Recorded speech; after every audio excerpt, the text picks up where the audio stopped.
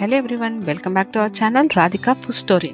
దేవుడికి మనం నైవేద్యంగా పెట్టే ప్రసాదం పప్పు పరమాన్నం టేస్ట్లో ఎంత బాగుంటుందో అలాగే దీనిలో వాడే ఇంగ్రీడియంట్స్ కూడా హెల్దీయే.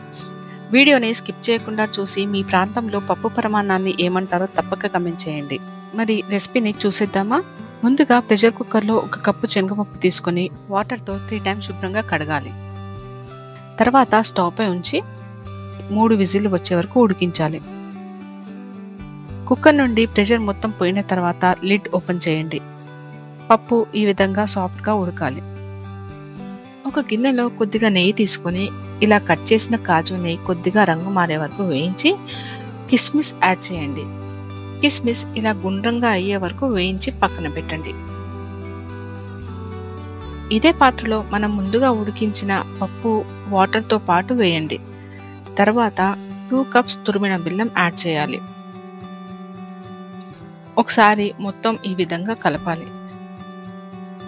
ఒక గిన్నెలో 1 కప్ గోధుమ పిండి తీసుకొని కొద్దిగా వాటర్ని యాడ్ చేస్తూ ఉండలు లేకుండా కలిపి పిండి లిక్విడ్ ఫామ్లో చిక్కగా ఉండే విధంగా కలపాలి. ఇప్పుడు ఈ పిండిని ఉడుకుతున్న పప్పులో యాడ్ చేయండి. పరమాన్నం చిక్కగా ఉంటే అవసరాన్ని బట్టి వాటర్ని యాడ్ చేయాల్సి ఉంటుంది. ఉండలు లేకుండా మధ్య మధ్యలో కలుపుతూ స్లో ఫ్లేమ్లో 10 to 15 మినిట్స్ ఉడికించాలి.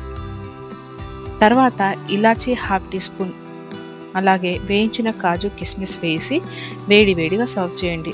సూపర్ టేస్టీ హెల్దీ పప్పు పరమాన్నం రెసిపీ మీ ఫ్రెండ్స్ అండ్ ఫ్యామిలీస్కి షేర్ చేసి subscribe to Radhika food story.